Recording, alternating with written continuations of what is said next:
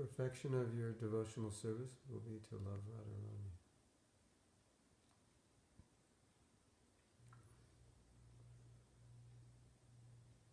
Okay, now I'm going to go back. Okay. So we're going to continue reading, and I'm not sure where we left off, but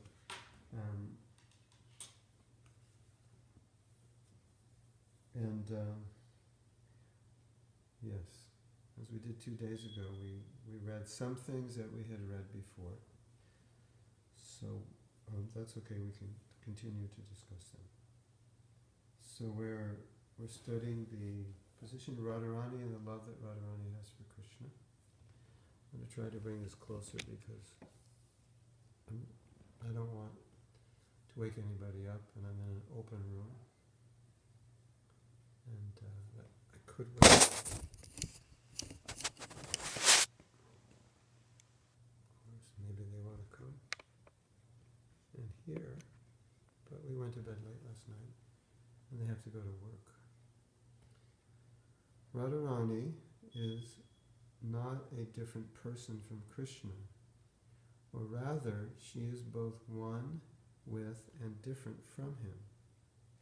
How could two people be one person, or one person be two? A simple example will illustrate how this is so. The sun cannot exist without the sunshine, nor the sunshine without the sun. We say, the sun is in my room, even though the sun itself is 93 million miles away, because the sun appears in the form of its energy. Therefore, the energy, the sunshine, and the energetic, the sun, are simultaneously one and different. Radha and Krishna are one and different. Krishna, the self-effulgent Lord, is the Supreme Lord, and Radharani is the Supreme Pleasure. Together they constitute the complete absolute truth. So people say, is God male or female? And we say he's both, or he and she is both. Energy, energetic, she's the energy, he's the energetic, but she actually has control over him. Even though he's the source, as we said, everything about her is she personifies love, and love controls. If you love somebody, then you're controlled by them. And the more you love them, the more you're controlled by them. And if you have complete love, and they have complete love for you, you're completely controlled. And Krishna actually likes being controlled by his devotees, because to be controlled means there's complete love. And Krishna is the fountainhead of love. He's both the source of love and the enjoyer of love. And he becomes controlled by love, and that's stated in Nectar of Devotion, that one of the reasons Krishna may not give love is because he becomes controlled by it. So he's very careful who he'll give that love to. And you can't buy the love, you have to be given the love. It's like you can achieve various stages of devotional service by your own effort.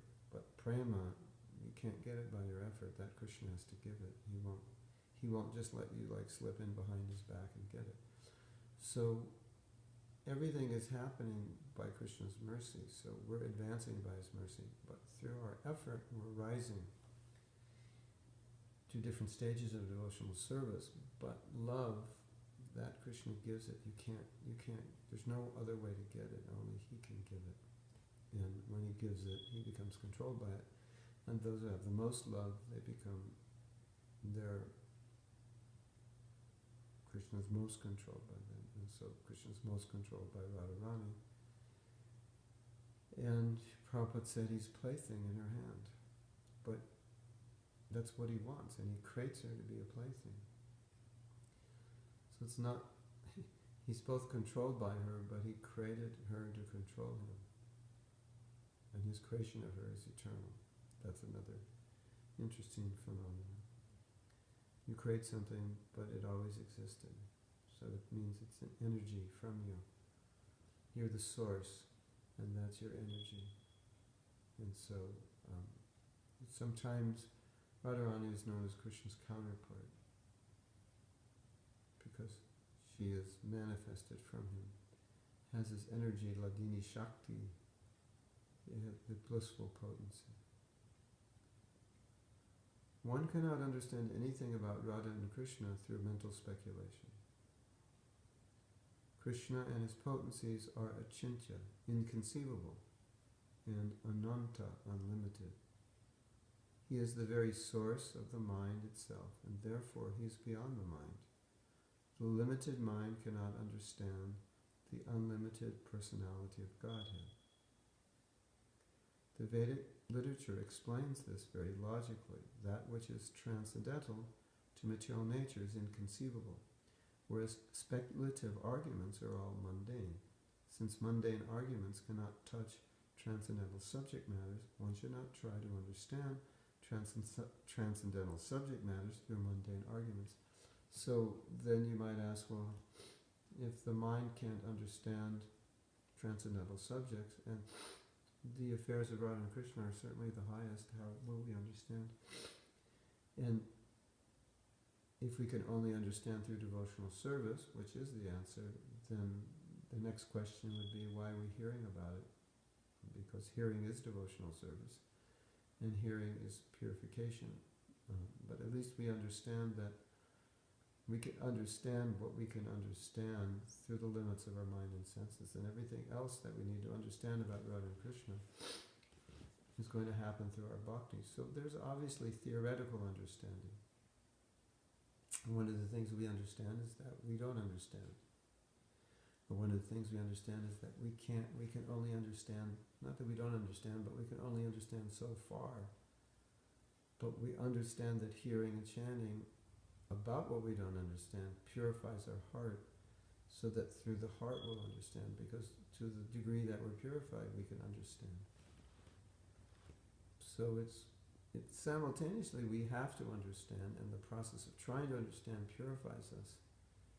And then as we become purified, then it becomes revealed to us. Well, who is Krishna? So the pastimes of Radha and Krishna will be understood ultimately be understood when we come to the stage of bhava, but more so in the stage of prema. And when you reach the stage of bhava, at that point you understand your relationship with Krishna. You know who you are.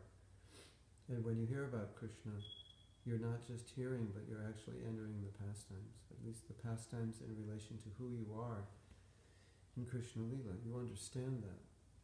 So that's a lot different stage than where we're at now. But the point is, by following this process, you come at one point, and you come to bhava, and in the stage of bhava you understand clearly, this is who I am. You and I, we all have an eternal relationship with Krishna, but when we talk about that now, it's generic, it's general. I have a relationship with Krishna, I don't know what it is. But when you come to the stage of bhava, you know what it is. That's one of the stages of bhava. It's called sthayi bhav, your relationship with Krishna. So it's revealed. And then you become obviously specifically attracted to hearing about pastimes in that relationship, because that is your relationship. And then when you're hearing those pastimes, you actually enter in, you become part of those. It's amazing. And that just gives an example of what it means that this is all beyond the mind, because you can't do that with your mind. So the mind is conceptualizes things, but through bhakti you experience. And through bhakti you realize and understand things that your mind can't understand. So it works simultaneously, because Prabhupada's given us so many books to understand, and we begin to understand through our mind, but through the practice of devotional service, then you understand what you can't just understand by hearing and reading. And that's why when you hear from advanced devotees, even though they read the same thing that you may read, their understanding is deeper, their realization is deeper, because Krishna is revealing more because of their more exalted position. And that's why we hear from more advanced devotees. And the advantage of hearing is that you can realize something that you would never realize in your present state by hearing from them. So it's not that we should be impatient, that I can only realize so much because of my limitations. That's just the process. You like I often say, you can't realize what you can't realize. that you can't realize more than you're qualified to realize. But you can kind of buck the system to a certain degree by hearing from realized devotees, because you'll get their realizations. Now, to fully experience, you have to be qualified. But at least you can get deeper understandings and deeper realizations by hearing from them. And when we come to the stage of purity, that's when we understand, like how you understand pure devotional service if you're not pure. You'll understand it theoretically, but when you execute pure devotional service, you just serve Krishna to please him, then you start to understand what that pure devotional service is. So it's difficult to understand the stage of Krishna consciousness if we're not on that stage. Like you understand something through experience. Just like older people have more experience, so they understand things that younger people don't understand, because younger people haven't had that experience. So as you become more experienced in Krishna consciousness, then you understand through experience what you're experiencing, which is, of course, obvious. And the patience, if you want to understand something more, then your impetus is to become more elevated, become more advanced, to understand it. And because you'll understand it through your advancement. So if there's something you don't understand, you should think, I just need to be more Krishna conscious, and then I'll understand it. And Prabhupada said, he said, yeah, someday it'll all be revealed, because as you elevate yourself to different stages, each stage reveals its own nature: taste, attraction, attachment, and then love. And you reveal various stages of Krishna consciousness. I was reading this morning, and Prabhupada said, until you come to this stage of ruchi, you'll have to struggle, because it's a struggle. Or until you come to the stage of nishta, which is steadiness. Ruchi is taste. You have to struggle somewhat. But when you come to this stage, you'll be steady, because the anarthas, unwanted desires, will be gone. And so you realize so much more on those stages, where you're now able to relish Krishna consciousness more consistently, because of the minimization of anything that would deviate you from Krishna. So anything that you realize that is beyond your present state of Krishna consciousness is simply a gift, and Krishna can give that gift. But when you're on a higher stage, then you'll have steady realization of what that stage is. And so the impetus to realize more is just to be more pure. We've talked about pure devotional service, pure love in all these classes. It means that I'm not thinking about myself, I'm thinking of pleasing Krishna, I'm thinking of pleasing Guru. That's the whole process. It's not about me, it's about pleasing, it's about serving the devotees. It's about pleasing others. It's about serving Krishna without any desire to obtain anything other than his service. And when you serve that way, then very quickly you elevate yourself, because that is pure devotional service. And therefore, we can render pure devotional service even when we're not on the pure devotional service platform, because we're just trying to satisfy Krishna. That's pure devotional service. So we'll understand pure devotional service as by being pure. As pure as we are, we understand. And it's also said that you understand a pure devotee by your own purity. Nobody can understand the mind and actions of the pure devotee if they're not pure devotees. And how will you understand? You'll speculate. This is the more you have pure devotion, then the more you can understand one who has pure devotion. That's logical. The original authority on Krishna is Krishna himself.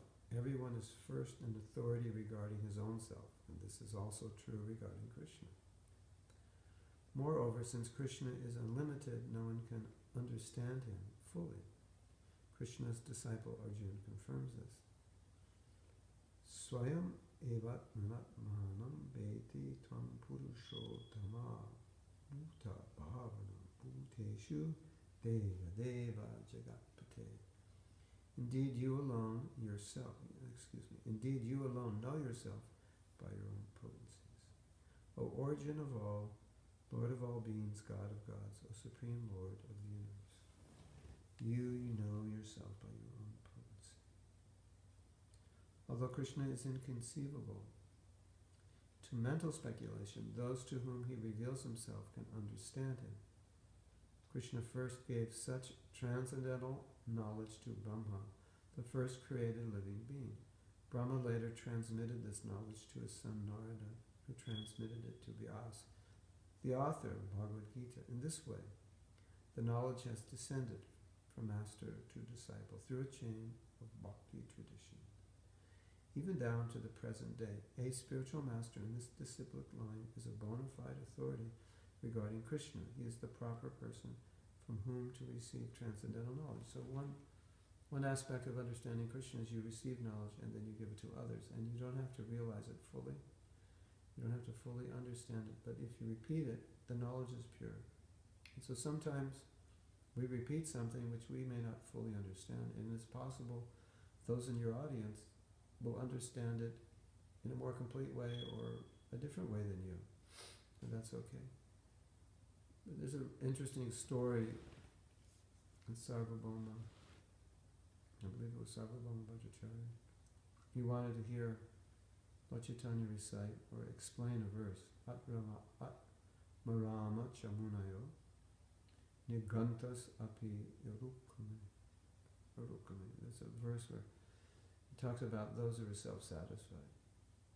And so Lord Chaitanya explained it 64 different ways.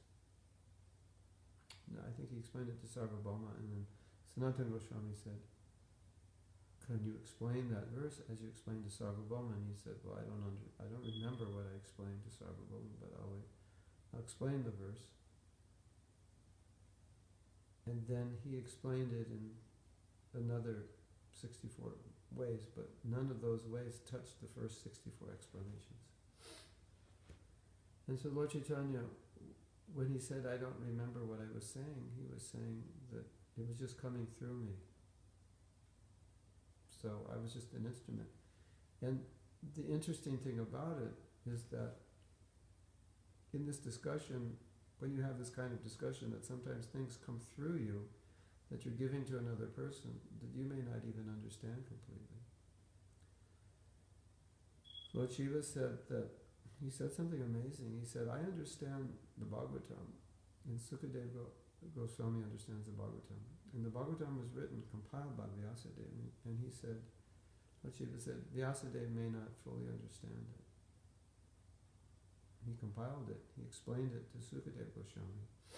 And Sukadeva Goswami understands it, but Vyasadeva may not understand it. So sometimes it's possible that you can explain something your audience understands in a better, more complete or higher way than you. Interesting, isn't it? Vyasa veti na veti va. Vyasa may understand it. Aham me Shuka vehi. Shuka understands, I understand, Sukadeva Goswami understands, but Vyasa veti na veti va. Maybe he understands, maybe he doesn't, I'm not sure. So, and Prabhupada had us explain Krishna consciousness when we were very young devotees. And then he gave us Nectar Devotion, he gave us Krishna books, so we now had access to the pastimes of Krishna in the Bhagavatam, and we had pastimes too. More pastimes explained in Nectar Devotion, and we had access to understanding all kinds of esoteric things about love of Krishna. And then we would give classes, and we would explain it as best we can. And part of the process of understanding and becoming purified was to try to explain it. Sometimes we didn't explain it correctly. I mean, not completely. Okay, so I see some comments. Now I have to put my glasses on. The light is not good. The sound is very low. It improves with headphones. Yeah, because I can. Okay. I'll get closer, but I don't want to. I'm using my microphone to record on my recorder. This is better, right? If I'm closer. But all you'll see are my eyes. I'm afraid to wake everybody up. Anyway, intimate association, right? Okay. Well, isn't that interesting that sometimes you have to describe something you don't understand, and by describing it, that's your service, that's your duty, and then maybe you'll understand it somewhat. And so, but the point I was making before is that you don't understand something, that's just how it is. You know, you can't understand what you don't understand. And if you're in anxiety about that, just become more pure. And then whatever you do understand, whatever you do realize, then you want to check with the Shastra, with senior devotees, with Guru, with Prabhupada's books to make sure that that understanding is correct. Because not just because we feel something doesn't mean it's true. Now, when you're more advanced, what you feel will be true because you are pure. So there's nothing between you and Krishna. So your emotion, your feeling, your intuition, everything is Krishna because you're not being influenced by the modes of nature or material energy. But if you're influenced by material energy, then you may get some realization or understanding, and it's not actually the right understanding. It may be influenced by material ideas, material conceptions, or the modes of nature, so you always want to make sure, if you're not certain that you've heard this from your spiritual master or from Srila Prabhupada, that if this, you want to make sure this is correct understanding. And otherwise, you run the risk of misunderstanding Krishna's position or taking Krishna consciousness cheaply. And this is something that Prabhupada was very careful to make clear, that we don't think or imagine we're on a position of Krishna consciousness we're not actually on. We don't imagine that we have love for Krishna, a higher level of love for Krishna than we do. Because if you think you have a higher level of love than you do, then you'll act in a way which is inappropriate to your level of Krishna consciousness. So we have to act appropriately to our level. And so someone who's acting on a higher level than they are is called sahajya, and especially they're acting on a higher level and have absolutely no qualification for that. They're engaging in sinful activity, but they're acting on the level as if they have bhava or prema. So you'll find that, people doing that.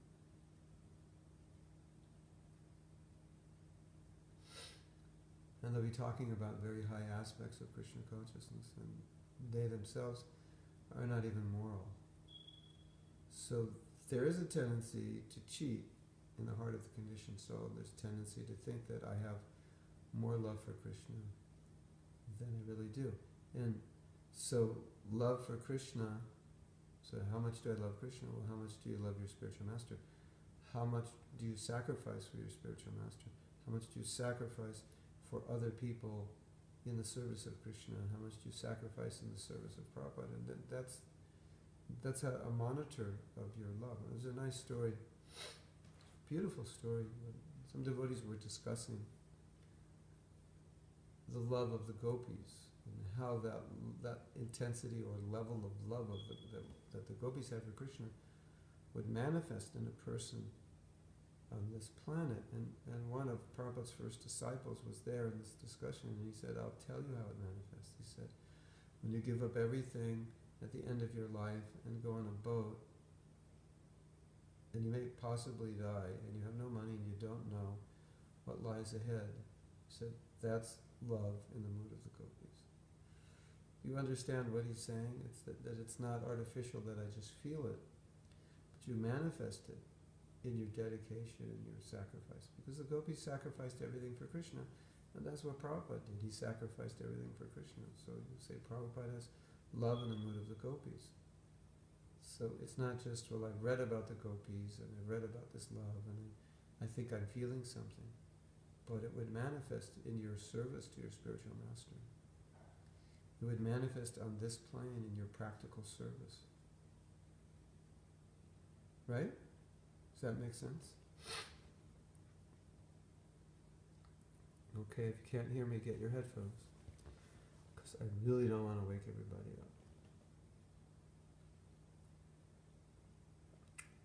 So, I may be waking them up anyway.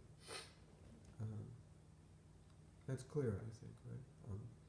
Specifically, there are a group of persons known as sahajiyas, or they're different, what are known as upper sampradayas. They're those who deviate from Shastra and deviate from disciplic succession. And their activities are imitative. And in other words, they imitate externally the activities of pure devotees, but internally they don't have the consciousness of pure devotees. Or in private, their lives are not pure. So you could imitate certain activities of pure devotees, like let's say having kirtan and I could wail, or I could cry, or I could shake, I could roll on the ground. Anybody can do that. Any actor can do that. Anybody can do that. But you can't imitate renunciation. You can't imitate actual taste. You can't imitate going around the world sacrificing your life to save fallen souls. That only happens when you have a very high level of Krishna consciousness. So, when we talk about love, then we want to see its manifestation. Because love is, of course, it's a feeling, but it's also the feeling manifests in action. So you can understand a person's love by their action. And even in Bhagavatam, when we describe the love of the gopis, you see the actions, how they sacrificed everything, they gave everything up. So it wasn't just the feeling that they're always feeling separation, but they was always thinking of Krishna. They would do anything for Krishna. It was a complete package. It's not just a show. And so we want to be careful we want to be careful that to show love in its actual pure form through pure service, not pretend that we have it, and be still attached to material things, pulled around by the modes of nature. So at the same time, Prabhupada said we do have love, in the sense that Prabhupada said, my disciples would do anything for me. They love me so much. So it's true that Prabhupada's disciples did love him. But they weren't mature in their devotional service that they had love of Krishna. That's a gradual process. So you begin by loving your spiritual master. Prabhupada was very easy to love. He pulled love out of our hearts. And that is how we made advancement. And then through that love for Prabhupada, we would develop love for Krishna through these various stages that we've been discussing through all these core classes.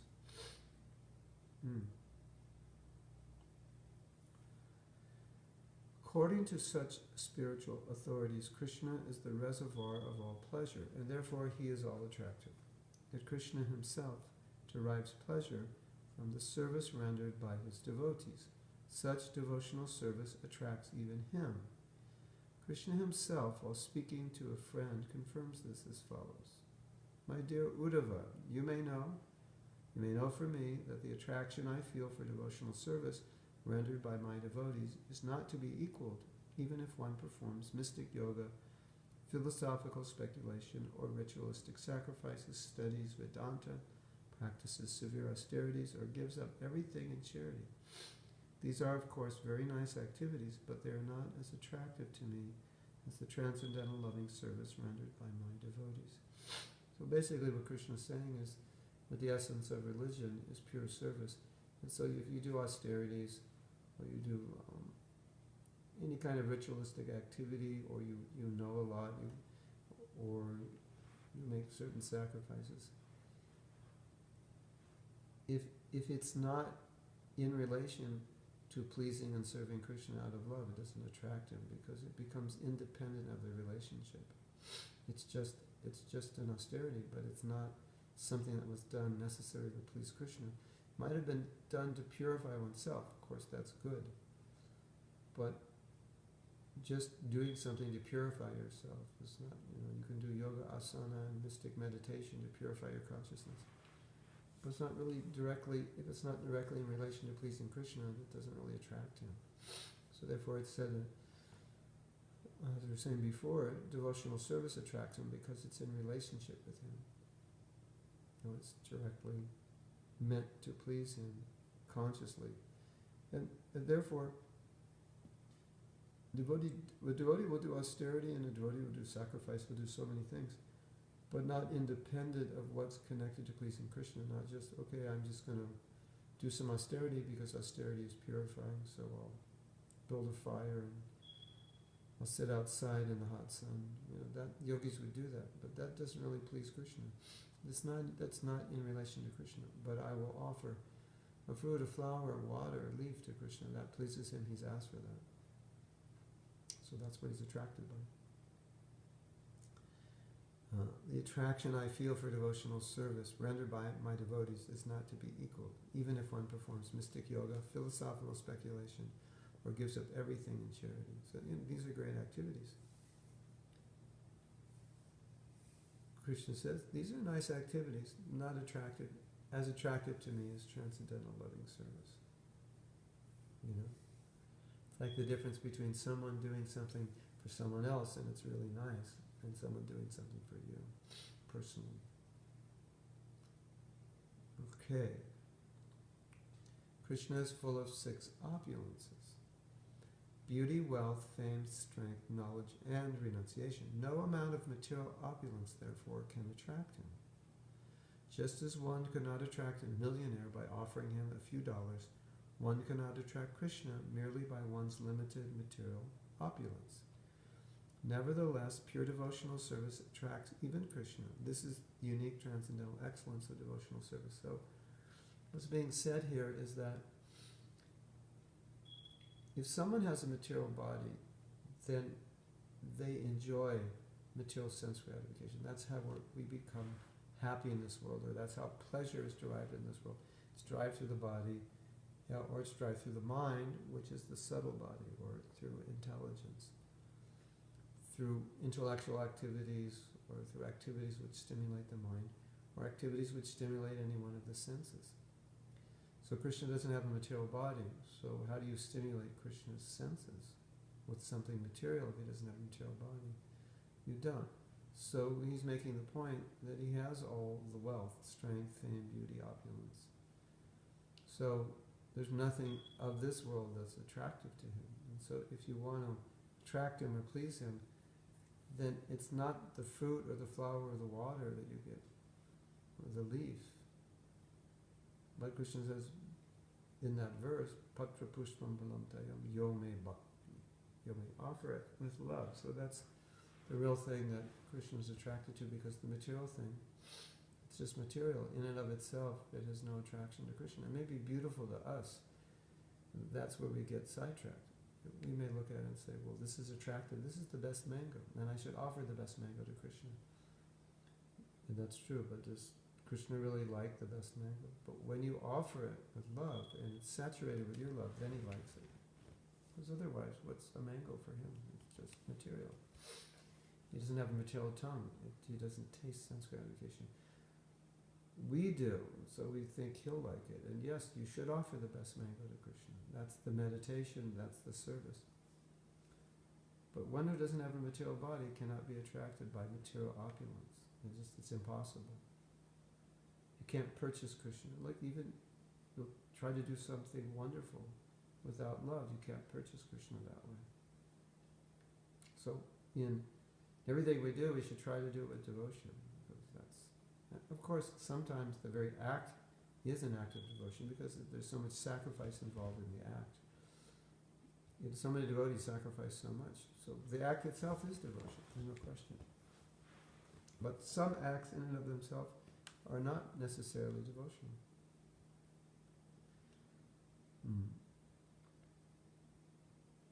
And the goal of bhakti is to please Krishna, right?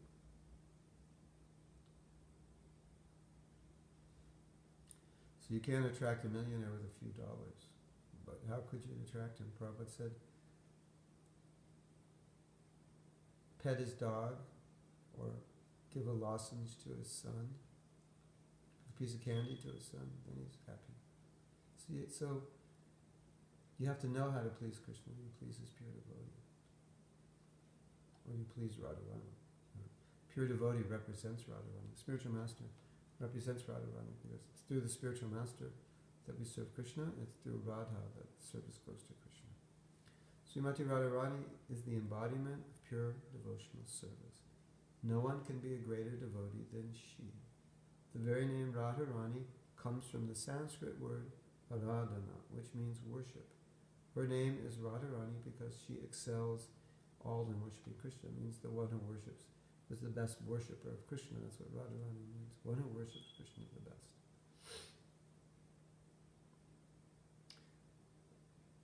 Although Krishna is so beautiful that he can attract millions of cupids, and he is therefore called Madan Mohan, the attractor of Cupid, Radharani can attract even Krishna. She is therefore called Madan Mohan Mohini, the attractor of Cupid. I think they said in one class, in a lecture, Prabhupada said, just imagine how attractive Radharani is, because Krishna attracts the whole world, and Krishna is attracted to Radharani. So, in that sense, she's the most attractive, because even Krishna is attracted to her.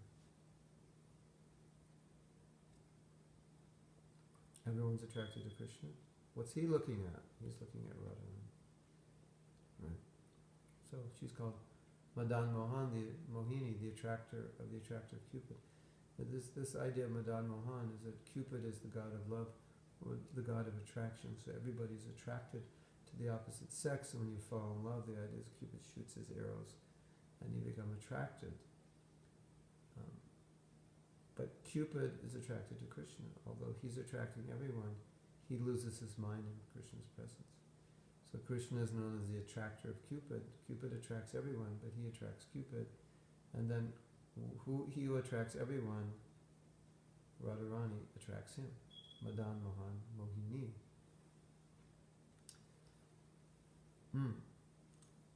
The same Krishna who is not attracted by any amount of material opulence finds Srimati Radharani irresistible. One time Krishna, to joke with the gopis, the cowherd girls of Vrindavan, was hiding himself beneath a bush, but finally they spotted him from a distance. Krishna then changed himself into his four-armed form of Narayana.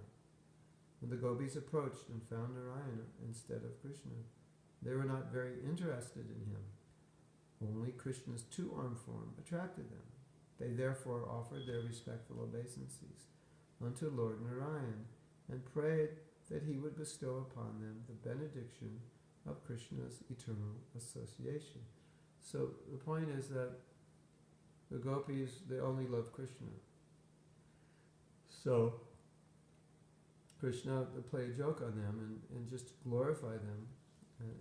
He glorified them by showing how much love they had for him. He turned into Narayan because Narayan is within Krishna. And so they saw Narayan and said, here's God, and God, you know where Krishna is.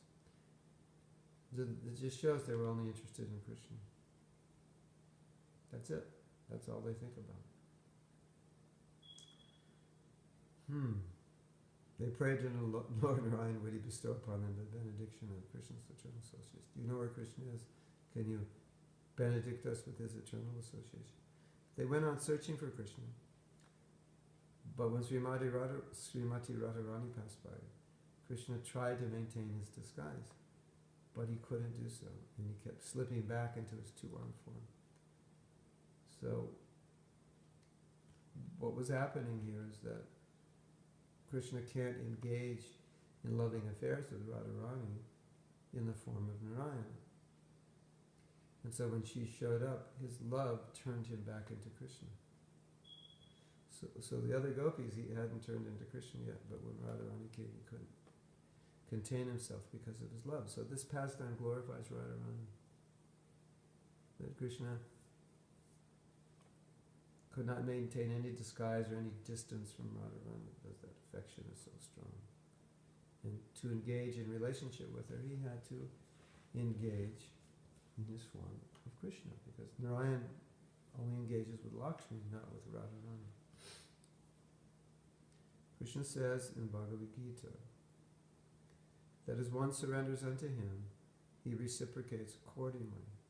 Therefore, the more Radharani tries to please Krishna, the more he desires to please her, thus in turn increasing her enthusiasm to increase his pleasure. Therefore, although the Lord is unlimited, both he himself and his pleasure potency are always increasing.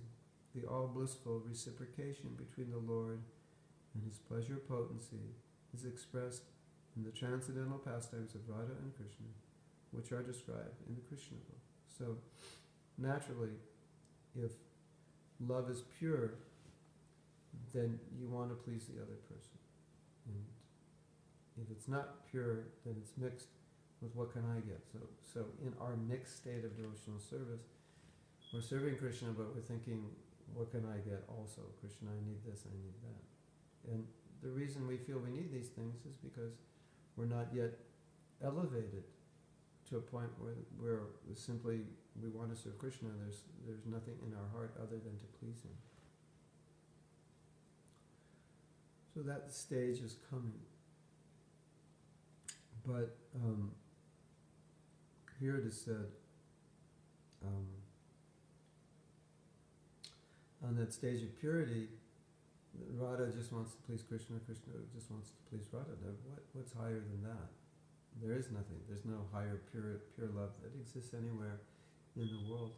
And because they're always wanting to please one another, that love that they have is increasing. And that's increasing eternally, which is, of course, nothing that we could understand. We cannot understand a drop of that love, what to speak of it unlimitedly increasing. Someday we'll understand it, but because Krishna is always wanting to please Radha, then he's expanding how much affection and love and how he can serve her. And she's just wanting to please Krishna, so that's how she feels. And she feels the same, and so she just tries to satisfy Krishna. So when Radha and Krishna come together, there's nothing more pure than that. That's the purest form of affection, right? And when you understand that purity of Radha and Krishna, that purity touches the heart, because you understand, I don't have that purity. And if I want to be pure, there it is. There's the emblem of the highest level of love of Krishna. And that highest level of love of Krishna comes embodied as Lord Chaitanya, who combines Radha and Krishna. In different places, when devotees were challenged in controlling themselves, specifically controlling themselves sexually, Prabhupada said do deity worship, because deity worship there is Radha and Krishna. So there's the pure form, you could say the pure sexual form, which is free from any material sexual desire. So pure sex is pure, we would say, is pure love, without sexual desire. And sexual desire and the desire for love of this world is a perversion of that love.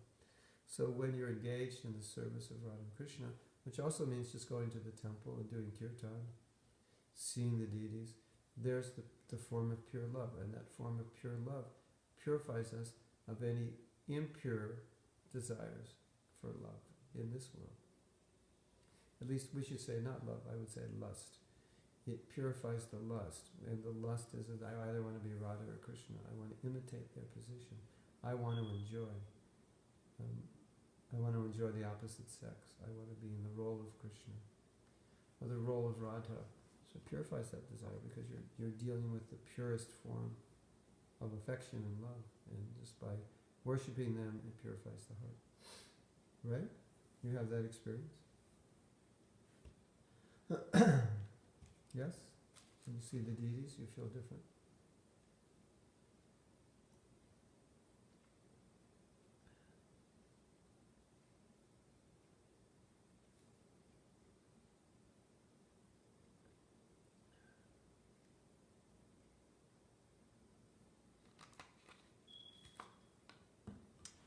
Love or lust, what's the difference? Of course, we've talked about this a lot, but let's see what it's said here. The reciprocation of love between Radha and Krishna is the essence of all spiritual love. Because Krishna is the origin of everything, he is the origin of love also. The attraction between boys and girls in the material world is a perverted reflection of the purely spiritual relationship between Radha and Krishna. You know that prayer? Just as young boys are attracted to young girls, I pray to you, I pray that I will be attracted to Krishna in the same way. Wouldn't that be? I mean, you could understand that. It's like if you feel some attraction in this world for anything, especially the attraction a young boy would feel for a young girl, a young girl for a young boy, and pray, I wish to have that same attraction for Krishna. That's perfect. So whatever attraction you're feeling for anything, if that attraction develops for Krishna, that's your perfection. And that attraction develops too strongly for that, then you can forget Krishna.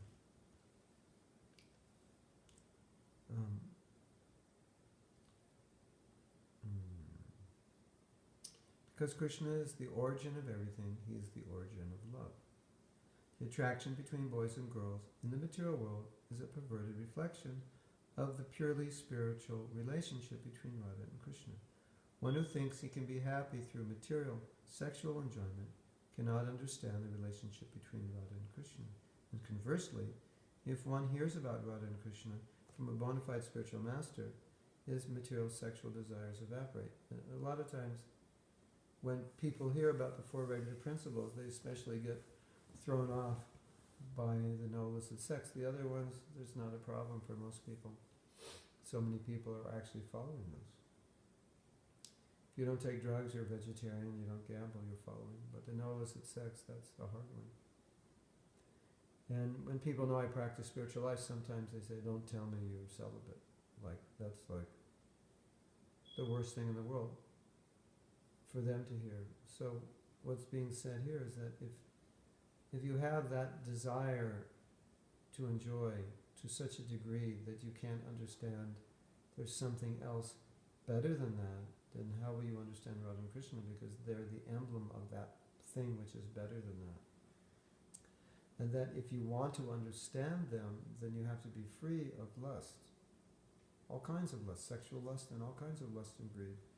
You have to be free to enter into those leelas, just to understand it, because those leelas are free from lust. And if we're lusty, we won't understand. It's very difficult to understand how people can be engaged without lust. Right? So that's the idea. That as you become pure, you understand the pure leela. And that's why impure people sometimes, when they see the pastimes of Radha and Krishna, they'll say, well, why can't I do what Krishna does? So, that's imitation of Krishna. No, we fall at Krishna's feet, we serve him. We support Krishna's lust. We don't imitate it. So, we want to help Krishna enjoy with Radha. That's our service. We don't want to be Krishna. And in the material world, of course, we know that we're trying to be Krishna, and therefore, when we come to Krishna consciousness, sometimes our conditioned nature makes it difficult. It's because we're so conditioned to want to imitate Krishna, to be in that position. And then it manifests in the material world as a reflection, perverted reflection of Krishna's original desire to enjoy Radha, our desire to enjoy the opposite sex. So when you become purified of that, then you can enter into the pastimes of Radha and Krishna. Or the other way of looking at it is, as you become advanced, you will become purified of it. That's a sign that you're advanced. And one time Prabhupada said, well, how do you know you're making advancement? He said, well, you're becoming free from sex desire. That's a symptom of it. Gross and subtle. Not just gross, but subtle, because subtle is the desire to control and enjoy. And so as you become free from the desire to control and enjoy, that's symptomatic of your advancement. Right? That as you advance, you will become free of those desires. In the material world, although one may profess true love, inwardly one's real desire is to enjoy his own senses. We love someone as long as he or she satisfies our senses. I don't know if I told you this. I was reading this poem the other day. Anyway, I'll tell you again. And the poem ended with the statement, something like, in the end, whoever gives the most love wins. And I really like that. I thought that's it. Even materially it's true. That, you want to get so much from your lover, but in the end, the one who gives the most is the winner. And I was thinking that, that's the essence of bhakti. The one who gives the most love is the winner, isn't it? And even in a marriage, we